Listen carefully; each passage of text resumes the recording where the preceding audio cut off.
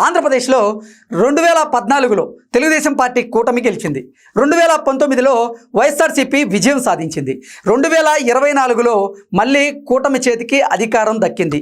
ఈ సీక్వెన్స్ ప్రకారంగా ఆంధ్రప్రదేశ్లో ప్రతి 5 ఏళ్లకు ఒకసారి ప్రభుత్వం మారుతోందని గుడ్డిగా డేటాని మాత్రమే అనాలిసిస్ చేసేటువంటి వారెవరైనా సరే టక్కుని చెప్పేస్తారు. ఈ సీక్వెన్స్ రిపీట్ అయితే 2029లో వైఎస్ఆర్సీపీనే గెలవాల్సి ఉంటుంది.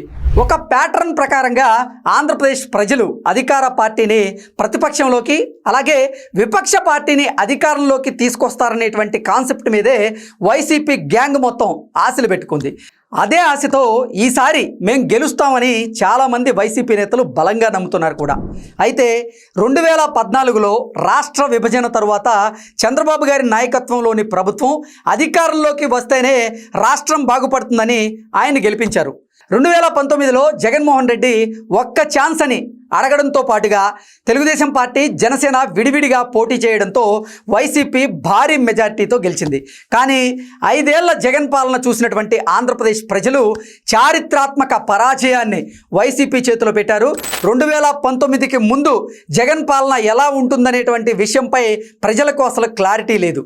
చంద్రబాబు అంటే విజన్, డెవలప్మెంట్ అనేటువంటి ఒక బ్రాండ్ నేమ్, ఇమేజ్ కూడా ఉంది. ఇప్పుడు జగన్ అంటే రౌడీ రాజకీయాలు, వినాశనం, విధ్వంసం అనేటువంటి ఒక బ్రాండ్ నేమ్ అయితే తెచ్చుకున్నారు.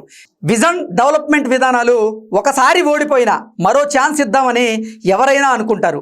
మరి రౌడీ రాజకీయాలకు, విధ్వంసానికి, వినాశనాలకి మళ్ళీ ఛాన్స్ ఇద్దామని బుద్ధున్న ఎవరైనా అనుకుంటారా? జగన్మోహన్ రెడ్డి టీం ఇంత చిన్న లాజిక్ ఎలా మిస్ అయ్యారో మరి. జనం మారిపోయి అధికారంలో ఉన్న వాళ్ళని మార్చాల్సిందే తప్ప ఇప్పటికీ ఎప్పటికీ నేను మారను అని మంకు పట్టు పడితే చెరువు మీద అలిగి ఎండబెట్టుకున్నట్టే ఉంటుంది అంటూ కొంతమంది రాజకీయ విశ్లేషకులైతే అంచనా వేస్తూ ఉన్నారు.